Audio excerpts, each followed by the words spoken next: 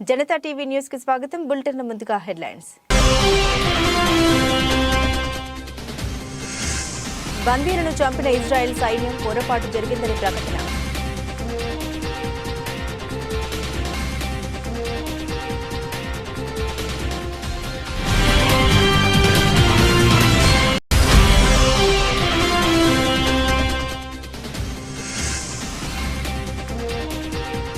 Governor ప్రసంగమంతా తప్పుల తడక. కేటీఆర్ ఆగ్రహం.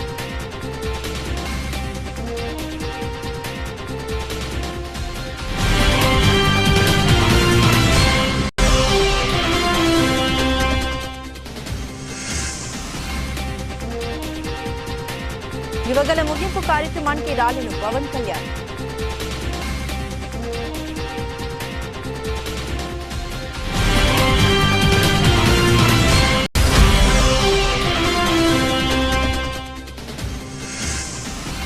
Rohit శర్మను captaincy నుండి తొలగించిన తర్వాత ముంబై ఇండియన్స్ జట్టు టోపరిను కాల్ చేసిన అభిమానులు.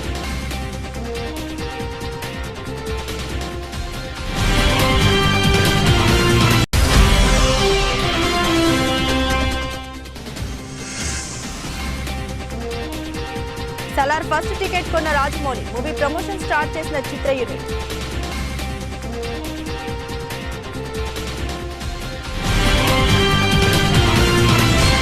డీటెయిల్స్ చూస్తే ఇజ్రాయెల్ హమాస్ మధ్య యుద్ధం కొనసాగుతుంది. హమాస్ను తుదముట్టించడమే లక్ష్యంగా గాజాలో ఇజ్రాయెల్ సైన్యం దాడులు చేస్తుంది. ఈ క్రమంలో హమాస్ బందీలుగా ఉన్న వారిలో 3 ఇజ్రాయెల్ను ఐడీఎఫ్ కాల్చి చంపింది. అయితే పొరపాటును గుర్తించిన సైన్యం స్వయంగా వెల్లడించింది. షేజైలో జరుగుతున్న దాడిలో పొరపాటున 3 బందీలపై కాల్పులు జరిపాం. దీంతో వారు మృతి చెందారు. ఈ ఘటనపై విచారం వ్యక్తం చేస్తున్నాం. జరిగిన తప్పిదం నుండి పాఠాలు నేర్చుకుంటామని ప్రకటన విడుదల చేసింది. మృతుల్లో ఒకరు ఇజ్రాయెల్లోని కెఫార్ అజా ప్రాంతానికి చెందిన యోటం హైమ్ కాగా మరొకరు నీర్ అం ప్రాంతానికి చెందిన వారిగా సైన్యం గుర్తించింది. కుటుంబ సభ్యుల విజ్ఞప్తి మేరకు 3వ వ్యక్తి పేరును వెల్లడించడం లేదని తెలిపింది. అక్టోబర్ 7న ఇజ్రాయెల్పై హమాస్ దాడి చేసింది. దీంతో 1200 మందికి పైగా ప్రజలు మరణించారు. మరో 240 మందిని బందీలుగా చేసుకుంది. అయితే ఇజ్రాయెల్ చేస్తున్న ప్రతి దాడుల్లో ఇప్పటి వరకు 18,700 మందికి పైగా మరణించినట్లు హమాస్ ఆరోగ్య శాఖ వెల్లడించింది. కాగా హమాస్ చెరలో బందీలుగా ఉన్న వారందరినీ విడిపిస్తామని ఇజ్రాయెల్ ప్రధాని నెతన్యాహు ప్రకటించిన విషయం తెలిసింది. అయితే బందీలుగా ఉన్న సొంత పౌరుల్ని ఐడీఎఫ్ చంపడం గమనార్హం. నిన్న ఉభయ సభలను ఉద్దేశించి చేసిన గవర్నర్ ప్రసంగం అంతా తప్పుల తడకగా ఉందని బీఆర్ఎస్ ఎమ్మెల్యే కేటీఆర్ తీవ్ర ఆగ్రహం వ్యక్తం చేశారు. శాసనసభలో గవర్నర్ ప్రసంగానికి ధన్యవాదాలు తెలిపే తీర్మానంపై చర్చ సందర్భంగా కేటీఆర్ మాట్లాడారు. గవర్నర్ ప్రసంగం పూర్తిగా అసత్యాలు, అభూత కల్పనలు, తప్పుల తడకగా సాగింది. ఇలాంటి ప్రసంగాన్ని వినడానికి ఒక సభ్యుడిగా సిగ్గుపడుతున్నాను. ఇంత దారుణమైన ప్రసంగం రాష్ట్ర శాసనసభ చరిత్రలో విని ఉండం. 1000 ఎలుకలు పిల్లి తీర్థయాత్రలకు బయలుదేరినట్లు చేయాల్సిన ఘాతుకాలన్నీ చేసి చాలా అద్భుతమైన ఉపన్యాసం చేసి గత ప్రభుత్వంపై నెపాన్ని నెట్టే ప్రయత్నం చేసింది ఈ కాంగ్రెస్ ప్రభుత్వం. దీన్ని తప్పుపడుతున్న గవర్నర్ దారుణమైన ప్రసంగం చూసిన తర్వాత కాంగ్రెస్ పరిపాలనలో రాష్ట్ర భవిష్యత్ 5 ఏళ్లు ఎలా ఉండబోతుందో మాకు రాష్ట్ర ప్రజలకు అర్థమైంది. వాస్తవాలు ప్రజల ముందు పెట్టాల్సిన బాధ్యత మాపై ఉంది అని కేటీఆర్ స్పష్టం చేశారు. కల్పనలు, తప్పుల తడక అని చెప్పడానికి నేను బాధపడతా ఉన్నా. ఇట్లాంటి గవర్నర్ ప్రసంగం వినడానికి ఒక సభ్యుడిగా సిగ్గుపడతా ఉన్నా అధ్యక్ష. ఎందుకంటే ఇంత దారుణమైన అపసవ్యపు ప్రసంగం ఇదివరకు రాష్ట్ర శాసనసభ చరిత్రలో రెండు కూడా విని ఉండవు అధ్యక్ష. ఒక్క మాటలో చెప్పాలంటే అధ్యక్ష, 1000 ఎలుకలు తిన్న పిల్లి కదా తీర్థయాత్రలకు బయలుదేరినట్టు చేయాల్సిన దారుణం అంతా చేసి ఘాతకాలను చేసి చాలా అద్భుతమైన ఉపన్యాసం కేవలం 10 సంవత్సరాలు ప్రభుత్వం నడిపిన వాళ్ళ మీద నెపాన్ని నెట్టే ప్రయత్నం ఏదైతే కాంగ్రెస్ ప్రభుత్వం చేసిందో అధ్యక్ష, దీన్ని నేను పూర్తి స్థాయిలో తూర్పారబడుతున్నాను, తప్పుపడతా ఉన్నాను అధ్యక్ష. అధ్యక్ష, ఈ దారుణమైన గవర్నర్ గారి ప్రసంగం చూసిన తర్వాత కాంగ్రెస్ పరిపాలనలో రాష్ట్ర భవిష్యత్తు రాబోయే 5 ఏళ్లు ఎట్లా ఉండబోతుందో చాలా స్పష్టంగా నిన్న పూర్తి స్థాయిలో మాకు అర్థమైంది అధ్యక్ష, రాష్ట్ర ప్రజలకు కూడా అర్థమైందని నేను అనుకుంటా ఉన్నా అధ్యక్ష. అయినప్పటికీ వాస్తవాలు ప్రధాన ప్రతిపక్షంగా వాస్తవాలు ప్రజల ముందు పెట్టాల్సిన బాధ్యత మా ముందు ఉంది అధ్యక్ష. కాబట్టి తప్పకుండా అవన్నీ కూడా చెప్తాను అధ్యక్ష. అధ్యక్ష, మా జగిత్యాలకు సంబంధించిన కవి గారు అలిశెట్టి ప్రభాకర్ గారు ఒక మాట అన్నారు అధ్యక్ష.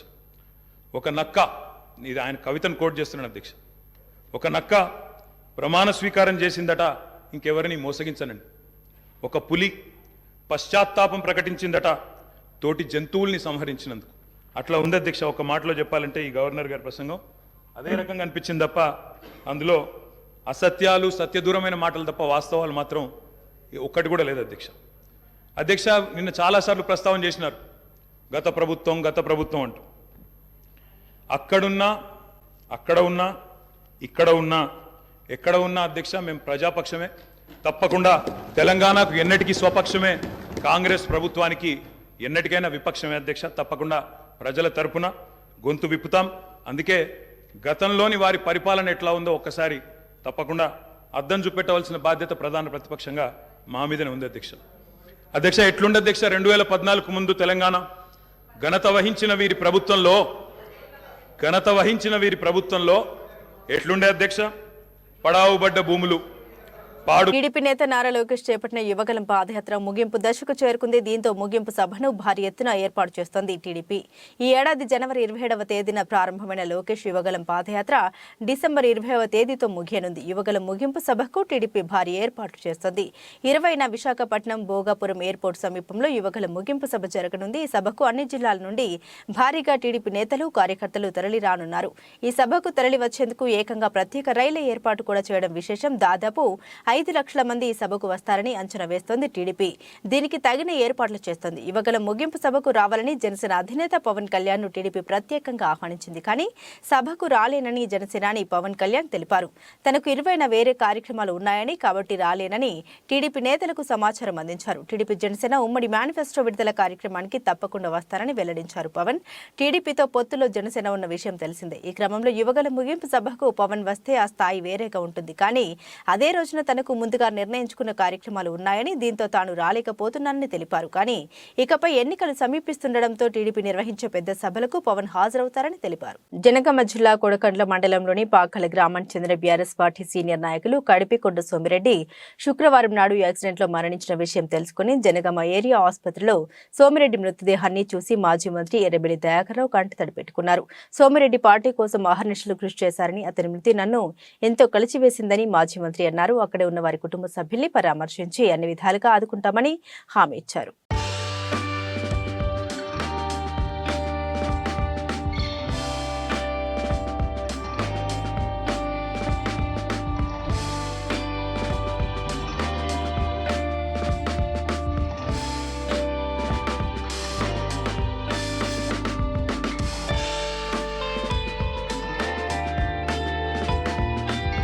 డాక్టర్ బిఆర్ అంబేద్కర్ కోనసీమ జిల్లా కొత్తపేట మండలం పలివెల గ్రామంలో గడప గడపకు కార్యక్రమంలో ప్రభుత్వ ఎమ్మెల్యే చీర్ల జగ్గిరెడ్డి మాట్లాడారు. తెలుగుదేశం నాయకుల మాటలకు కాలం చెల్లిందని, మేం ప్రతి ఇంటికి వెళ్లి చేపట్టిన పథకాల గురించి ఇవ్వడం జరుగుతుందని, అదేవిధంగా మీరు గడిచిన 14 సంవత్సరాలుగా చంద్రబాబు హయాంలో మీరు ఏ పథకాలు చేపట్టారని, ఒక కాగితం రూపంలో మీరు చేసిన అభివృద్ధి పనులు ఇవి అని చెప్పగలరా, ప్రజలకు చూపించగలరా అని ప్రశ్నించారు.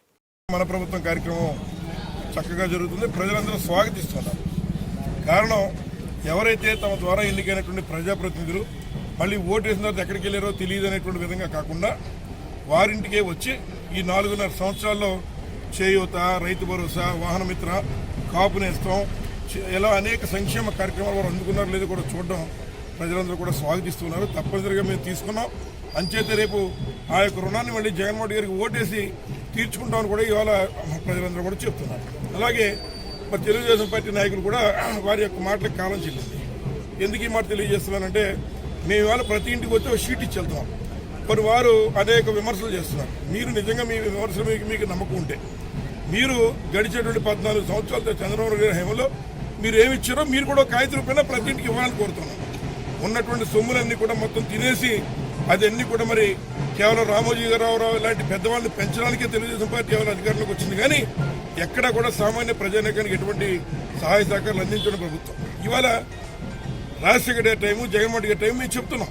మేము ఆరోగ్యశ్రీ కార్యక్రమాన్ని రాజశేఖర గారు పెట్టాడు, లేదా ఇవాళ ఉన్నటువంటి రైతు భరోసా జగన్మోహన్ గారు పెట్టారు మేము చెప్తున్నాం 4.5 సంవత్సరాల్లో.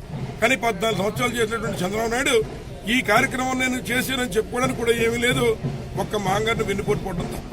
అలాగే ఈ నియోజకవర్గంలో తెలుగుదేశం పార్టీ నాయకులు కూడా మీరు మాట్లాడుతున్న మాటల మీద మీకు నిబద్ధత నిక్కచ్చిగా మీరు ఉన్నారనేటువంటి అభిప్రాయం. సామర్లకోట కాకినాడ ప్రధాన రహదారి దుస్థితిపై జనసేన పెద్దపురం నియోజకవర్గ ఇన్ఛార్జ్ తుమ్మల రామస్వామి ఆధ్వర్యంలో నిరసన పాదయాత్ర.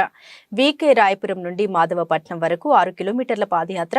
భారీగా ఎత్తున పాల్గొన్న జన సైనికులు, వీర మహిళలు. ప్రధాన రహదారిపై గోతులు పోల్చుదాం, ప్రాణాలు కాపాడుకుందాం అనే నినాదంతో నిరసన తెలియజేస్తూ నిద్రపోతున్న ప్రభుత్వాన్ని నిద్ర లేపేందుకే పాదయాత్ర నిర్వహిస్తున్నామని పెద్దపురం జనసేన ఇన్ఛార్జ్ తుమ్మల రామస్వామి అన్నారు. అలాగే ఈ రోడ్డులో ఎన్నో ప్రమాదాలు జరిగి ప్రజలు ప్రాణాలు పోతున్నా ప్రభుత్వానికి పట్టడం లేదు. రోడ్డు నిర్మాణం చేపట్టకపోతే ఆందోళన ఉధృతం చేస్తాం. అనంతరం టిప్పర్ లారీ మట్టిని తీసుకొచ్చి ఆ గోతుల్ని జనసేన నాయకులు పూడ్చారు.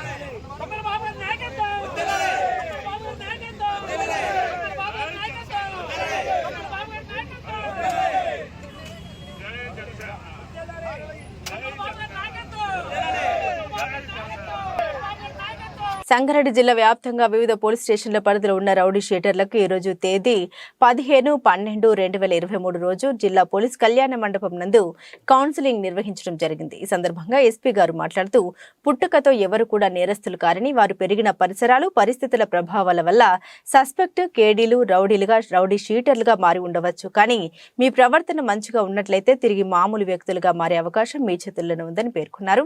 జిల్లా ప్రజలు ఎవరైనా సంఘ విద్రోహ చర్యలకు పాల్పడినా, చట్ట వ్యతిరేక కార్యకలాపాలు చేపట్టిన కఠిన చర్యలు తప్పవని, అలాంటి వ్యక్తులు ఎవరైనా ఉన్నట్లయితే వారిపై హిస్టరీ షీట్లు ఓపెన్ చేయడం జరుగుతుందన్నారు. ఈ కార్యక్రమంలో అదనపు SP doctor P Ashok, Ramesh Kumar, DSP Sangareddy, Raghu, DSP Zaheerabad, Venkatareddy, DSP Narayana K, Shivalingam, Rayakod SI Venkatareddy, inspector SB, జిల్లా ఎస్ఐలు, సిఐలు తదితరులు పాల్గొన్నారు.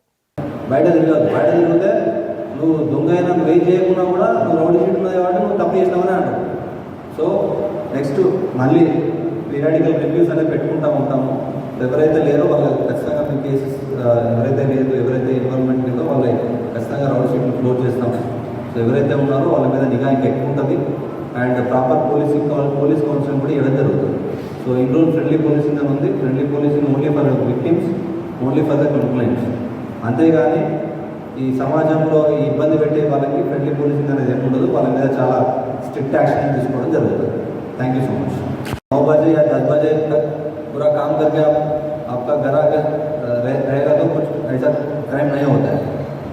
और मैं फिर से एक बार बोल रहा हूँ, कुछ प्रॉब्लम है तो आप SHO के पास जाना, नहीं तो ASP के पास जाना, DSP के पास जाना, नहीं तो मेरा पास आना. हम ज़रूर आपको मदद करेंगे वो इशू सॉर्ट आउट करने के लिए. बट आप खुद ये कानून का, ये लॉ का हाथ पे लेके तो सेटलमेंट करना ये बंद करना.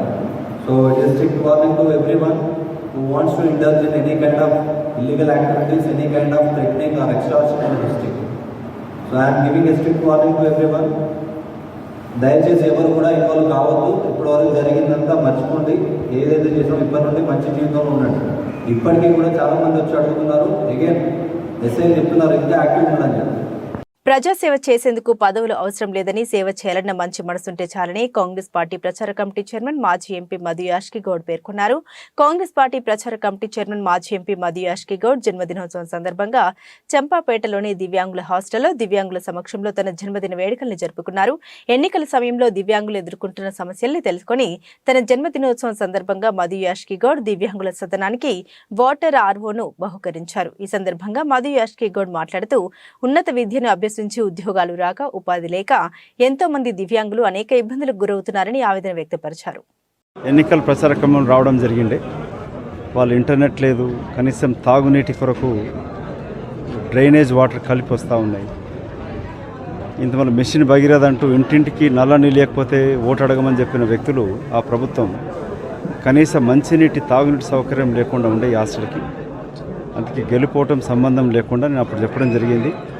వీళ్ళకి ఆర్ఓ ప్లాంట్ పెట్టిస్తానని చెప్పి ఇక్కడ ఆర్ఓ ప్లాంట్ పక్కన బాలికలది ఉంది, వాళ్ళకు కూడా దివ్యాంగుల హాస్టలే. అక్కడ వాషింగ్ మిషన్ ఒకటి, ఫ్యాన్లు ఇవన్నీ కూడా మదియాస్కి ఫౌండేషన్ ఇనిషియేటివ్ ద్వారా ఏర్పాటు చేయడం జరిగింది. ప్రజా జీవితంలో ఉన్నవాడు గెలుపోవటంలో ఓటు రాజకీయం కాకుండా ప్రజలకు జవాబుదారీగా ఉంటూ మానవీయ కోణంలో పనిచేయాలి. అందుకే కాంగ్రెస్ పార్టీ ప్రభుత్వం రేవంత్ రెడ్డి గారి నాయకత్వాన్ని ఏర్పడిన వెంటనే మొట్టమొదటి ఉద్యోగ పత్రం కూడా ఒక దివ్యాంగుని సోదరికి ఇవ్వడం జరిగింది. సోనియా గాంధీ గారు రాజీవ్ గాంధీ ఫౌండేషన్ ద్వారా దేశంలో ఉన్న వికలాంగులకి మోటరైడ్ వెహికల్స్ ఇవ్వడం జరుగుతూ ఉంది. ఇంకా కూడా కాంగ్రెస్ ప్రభుత్వం ఉన్నప్పుడు కూడా ఈ ఫౌండేషన్స్ అన్నీ కూడా మేము సోనియా గాంధీ గారిని రాజీవ్ గాంధీ ఫౌండేషన్ ఆదర్శంగా తీసుకొని మధ్యాస్కి ఫౌండేషన్ ద్వారా చనిపోయిన రైతు కుటుంబాలకి ఎక్కడైతే విద్యా వైద్యపరంగా సహాయాలు అందించడం జరుగుతుంది గత 20 సంవత్సరాల నుంచి, ఒక్క పైసా ప్రైవేట్ తీసుకోకుండా. అందుకే వాళ్ళు నా జన్మదినాన్ని సేవా కార్యక్రమం ఉపయోగించుకుంటూ మా కాంగ్రెస్ పార్టీ నాయకులు. పత్తిపాడులో వరుస దొంగతనాలు. పంచాయతీ కార్యాలయం ఎదుట హీరో షోరూమ్ పక్కన వీధి కొత్తపేటలో వరుస దొంగతనాలు. రాత్రి ఓ కిరాణా షాప్ తాళాలు పగలగొట్టి కొద్దిపాటి మొత్తం పట్టుకెళ్లారు. ఆ పక్కనే అద్దెకుంటున్న మాస్టారు ఇంట్లో తాళాలు పగలగొట్టి చొరబడ్డారు. బీరువా తాళాలు పగలగొట్టి ఓ లాకర్ ఓపెన్ కాకపోవడంతో బంగారం చేజిక్కలేదు. కొద్దిపాటి డబ్బులు దొంగలించినట్టు తెలుస్తోంది. అయితే ఇటీవల ఇదే ప్రదేశంలో టీచర్ల ఇంట్లో 15 లక్షలు నగలు, నగదు దోచేశారు. 3 ఇండ్లలో వంట గ్యాస్ సిలిండర్లు దోచుకెళ్లారు. మా కాలనీ వాసులకి రక్షణ కల్పించమని పోలీసులకి మొరపెట్టుకుంటున్నారు అక్కడి ప్రజలు.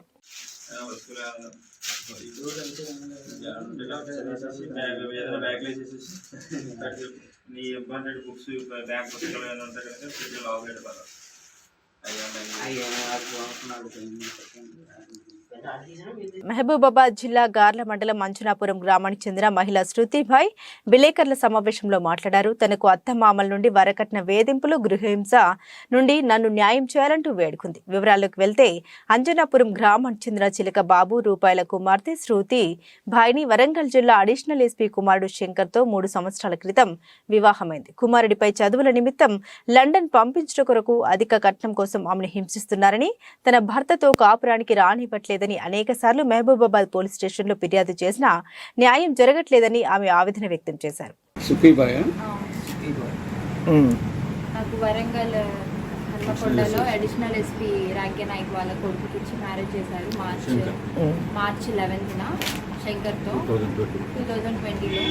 అప్పటి నుంచి పెళ్ళైన 2 మంత్స్ సరిగా మంచిగా ఉన్నారు. దాని తర్వాత ఫ్యామిలీ మొత్తం నన్ను డివైడ్ చేయడం, కట్నం సరిపోలేదని చెప్పడం, నా భర్త ఏమో నన్ను దగ్గర రానియడు, ఒక్కడే ఒక రూమ్లో పండుకోవడం, ఏంటి అత్తమ్మ మావయ్య ఆడబిడ్డకి వెళ్ళి ఇట్లా చెప్పడం, నన్ను దగ్గర రానియట్లేదని చెప్తే నా కొడుకు చదువుకుంటున్నాడు వెళ్ళి ఎందుకు డిస్టర్బ్ చేస్తున్నావు అనేసి నన్ను దూరం పెట్టడం, నాతో వంటలన్నీ చేయించుకొని నేను వంటలన్నీ నేను చేస్తాను, మా అత్త ఏమో నా కొడుకు నిన్ను చూస్తే అన్నం తినడని చెప్పేసి నన్ను ఒక రూమ్లో పెట్టేసి అత్త మా హస్బెండ్ ఆడబిడ్డ మా మామయ్య గారు కలిసి డైనింగ్ టేబుల్ మీద తినడం, నేను ఒక్కదాని రూమ్లో, మళ్ళీ నా హస్బెండ్ దూరం వెళ్ళిపోయాక నన్ను రూమ్ నుంచి బయట తీయడం, ఇవన్నీ నన్ను అవాయిడ్ చేయడం, నేను కాబట్టి వేరే అమ్మాయిని పెళ్లి చేసుకుంటే బాగుంటాయి, నా భర్త నాకు చెప్పుకుంటూ వస్తూ మానసికంగా శారీరకంగా అందరు నన్ను ఇబ్బంది పెట్టడం జరిగింది. అంతే.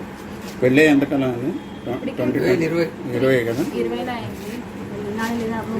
ఇంత చేసిన ఈ అమ్మాయి అంతటిగా ఆమె వెళ్ళిపోవట్లేదని చెప్పి నన్ను ఇంట్లో నుంచి సపరేట్గా ఒక రూమ్కి అక్కడే వరంగల్లోనే హన్మకొండ నుంచి పెరకవాడ 5 కిలోమీటర్స్ దూరంలో నన్ను సపరేట్ తీసుకెళ్ళి ఒకే రూమ్లో నా వస్తువులో ఇంట్లోంచి తీసుకెళ్ళేలాగా చేసి అక్కడ నన్ను ఒక రూమ్లో ఉంచేసి తాళం పెట్టేసి ఆయన అందరిగా నేను ఒకదాని ఇంట్లోనే ఉంటాడు, ఆయననే తాళం పెట్టేసి మళ్ళీ మా అత్త మామూలు ఇంటికి రావడం, అక్కడే పండుకోవడం, నైట్ వరకు అక్కడ ఉండడం, మళ్ళీ నైట్ వచ్చి నా దగ్గరకు వచ్చి నేను ఒక రూమ్లో ఆయన ఒక రూమ్లో అట్లా నన్ను చాలా మానసికంగా సరిగా తిండి కూడా ఏమి ఉండదు సరిగా, ఏదో కూరగాయలు తెచ్చి మొహాన్ని పడేసినట్టు పడేస్తాడు, 1 కేజీ బియ్యమే తీసుకొస్తాడు, నాకు తింటే తిను లేకపోతే పడుండు లేకపోతే మీ అమ్మ వాళ్ళకి వెళ్ళేసి చెప్పాలి, సరిగా ఏమి ఉండాలని చాలా మానసిక చాలా ఇబ్బంది పెట్టాడు.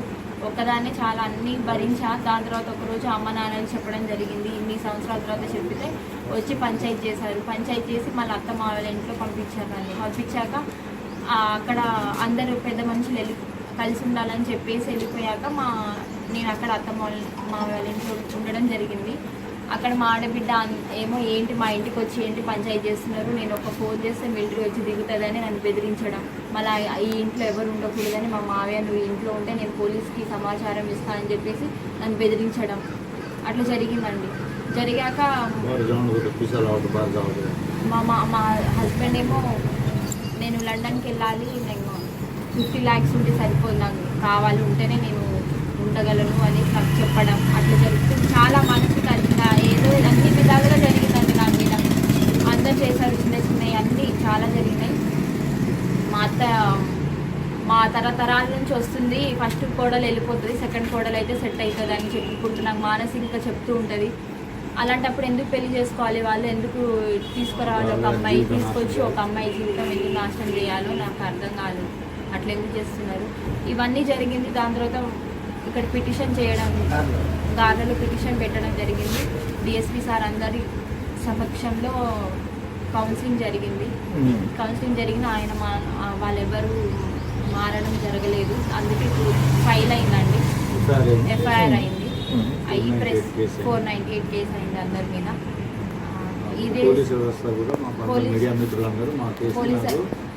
పోలీస్ వారందరూ, మీడియా సార్ అందరూ. కాకినాడ జిల్లాలోని అన్ని గ్రామాల్లో ఎస్సీ దళిత పేటల్లో విచ్చలవిడిగా మద్యం అమ్మకాలు జోరుగా సాగుతున్నాయి. ప్రభుత్వం వారు ప్రజలకి మాట ఇచ్చిన మాట నెరవేర్చాలి. మద్యపానం పూర్తి నిషేధిస్తామని ఎన్నికల మేనిఫెస్టోలో మద్యం పూర్తిగా నిషేధం అమలు చేస్తామని ఇచ్చిన హామీని నెరవేర్చిన మా ప్రధానమైన డిమాండ్ భారత రాజ్యాంగం ప్రకారం ప్రజల ఆరోగ్యం కాపాడవలసిన పాలకులు మద్యాన్ని ఆదాయ వనరుగా చూడడం దళితులకు శాపంగా మారింది. కావున ఇప్పటికైనా ప్రభుత్వం స్పందించి పూర్తి మద్యపాన నిషేధం చేసి దళితుల ప్రాణాల్ని కాపాడాలని కోరుతూ ఎస్సీ ఎస్టీ గ్రీవెన్స్ లో కాకినాడ జిల్లా కలెక్టర్ వారి కార్యాలయంలో వినతి పత్రాన్ని అందజేశారు. కాకినాడ జిల్లా కలెక్టర్ వారికి ఎస్సీ ఎస్టీ గ్రీవెన్స్లో ప్రభుత్వం వారు ఇచ్చినటువంటి మాట నిలబెట్టుకోవాలని, మాట తప్పం మడం తిప్పమని జగన్మోహన్ రెడ్డి గారు పూర్తిగా మద్యపాన నిషేధం చేస్తారని ఆ రోజు వాగ్దానం ఇచ్చారు. ఈ రోజున దళితపేటల్లో మద్యం ఏరులై పారుతున్నప్పటికీ ఆరోగ్యాన్ని కాపాడవలసినటువంటి పాలకులే మద్యాన్ని ఆదాయ వనరుగా చూసి అనేకమైనటువంటి కుటుంబాలు చిన్నభిన్నమైపోతున్నప్పుడు పట్టించుకోకుండా ఈ రోజున ప్రభుత్వం తీరు చాలా విషాదకరంగా ఉంది. కాబట్టి ఇప్పటికైనాను స్పందించి ప్రభుత్వం 4 ఏళ్ళు గడుస్తున్నప్పటికి కూడా ఈ మద్యాన్ని పూర్తిగా నిషేధించలేదు. రాబోయే ఎన్నికల్లో కంటే ముందుగా ఈ మద్యపాన నిషేధాన్ని పూర్తిగా చేయాలని మా యొక్క విన్నపాన్ని ప్రభుత్వానికి తెలియజేస్తూ ఉన్నాం. ఈ మద్యం వల్ల అనేకమైనటువంటి అనర్థాలకు దారితీసి అనేక కుటుంబాలు ఈదిన పడి అనేక జీవితాలు గాలిలో కలిసిపోతూ ఉన్నాయి. కాబట్టి ప్రభుత్వం సత్వరమే పరిష్కారం చేసి మద్యపాన నిషేధాన్ని పూర్తిగా చేయాలని మా యొక్క డిమాండ్ చేస్తూ ఉన్నాం. డాక్టర్ బిఆర్ అంబేద్కర్ కోనసీమ జిల్లా మండల పరిధిలోని పాసర్లపూడి గ్రామాల్లో పంట పొలాల్లో గ్యాస్ లీకేజీ కావడంతో రైతులు స్థానికులు భయాందోళనకు గురయ్యారు. పాసరపూడి గ్రామంలో 43వ నెంబర్ బావి నుండి నగరం జీసీఎస్ కు అనుసంధానంగా ఉన్న పైప్ లైన్ లో లీకేజీ జరిగినట్లు గుర్తించిన స్థానికులు వెంటనే నగరం ఓఎన్జీసీకి సమాచారం అందించారు. ప్రస్తుతం ఈ పైప్ లైన్ నుండి ఎటువంటి గ్యాస్ సరఫరా కాకపోవడంతో అప్రమత్తమైన అధికారులు వెంటనే స్పందించి లీకేజీని అరికట్టారు. 43వ నెంబర్ బావికి సంబంధించి టెస్టింగ్ పనులు చేస్తుండటంతో లీకేజీ జరిగినట్లు ప్రాథమికంగా నిర్ధారించారు.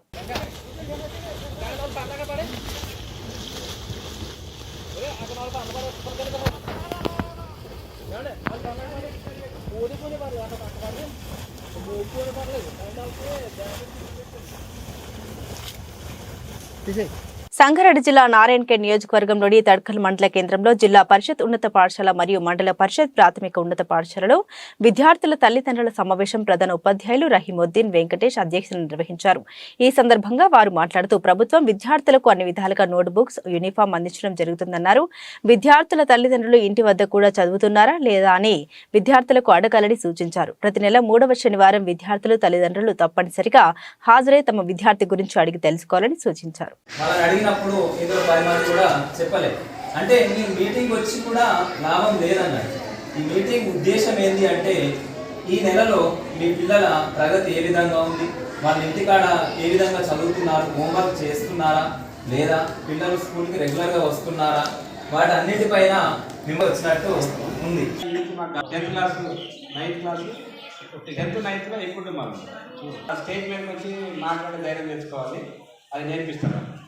రోజు రెగ్యులర్ పంపించి స్కూల్కి ఎవరు बांसवाड़ा కూడా जाने के लिए हम लोग स्टेज पे जो है ना बुला के असेंबली में पूरे असेंबली में मॉर्निंग डेली प्रैक्टिस करा रहे हैं हम लोग ఉతుక్కోవాలి రేపటికి ఏం చేయాలి నైట్ ఉతుక్కోవాలి మీరు లేకపోతే వాళ్ళని ఉతుక్కోవాలి ఏమన్నా చేసి యూనిఫామ్ మెయింటైన్ చేయాలి మీరు కొత్త విషయాలు చెప్తున్నా ఈడ నేను ఇచ్చిపెట్టా ఖచ్చితంగా तीसरे हफ्ते को पेरेंट्स टीचर्स मीटिंग जो है ना कंडक्ट की जा रही है।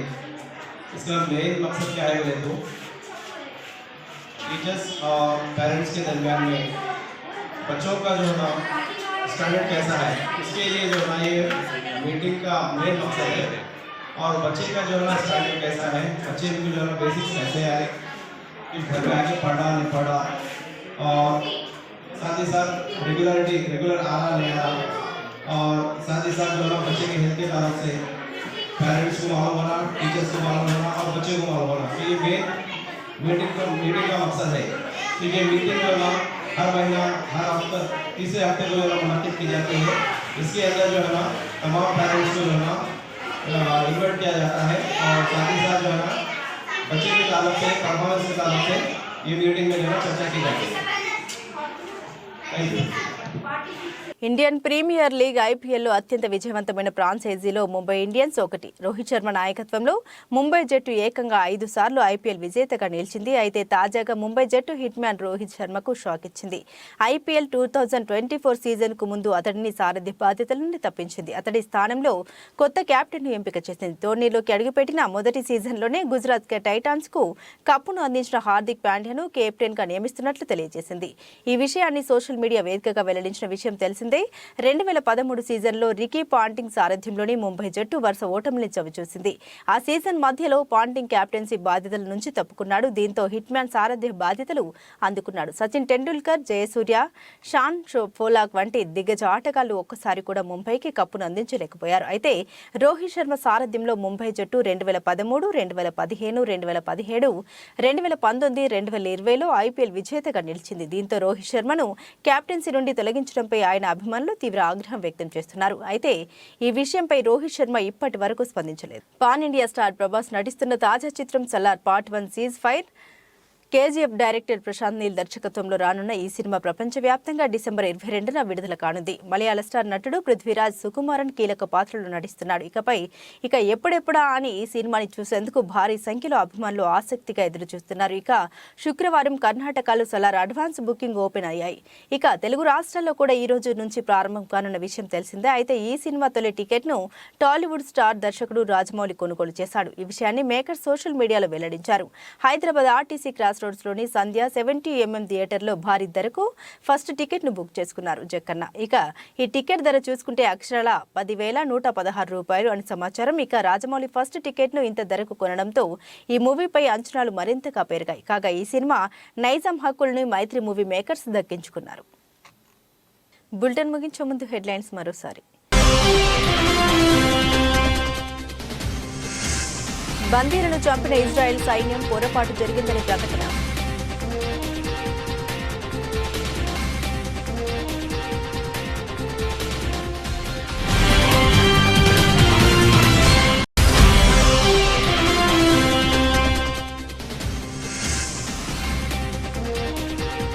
గవర్నర్ ప్రసంగమంతా తప్పుల తడక, కేటీఆర్ ఆగ్రహం.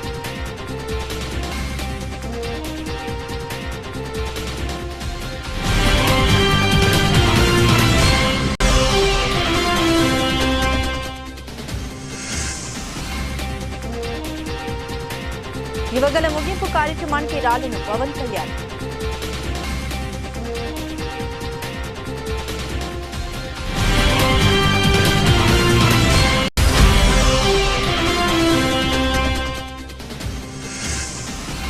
రోహిత్ శర్మను కెప్టెన్సీ నుండి తొలగించిన తర్వాత ముంబై ఇండియన్స్ టీమ్ జట్టు టోపీని కాల్ చేసిన అభిమానులు.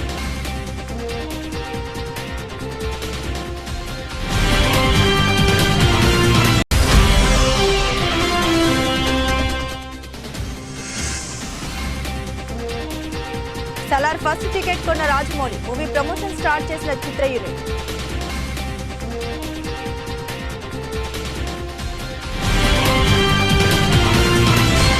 ఇవి బులెటిన్ అప్డేట్స్. మరిన్ని అప్డేట్స్ కోసం చూస్తూనే ఉండండి News 9 Today News.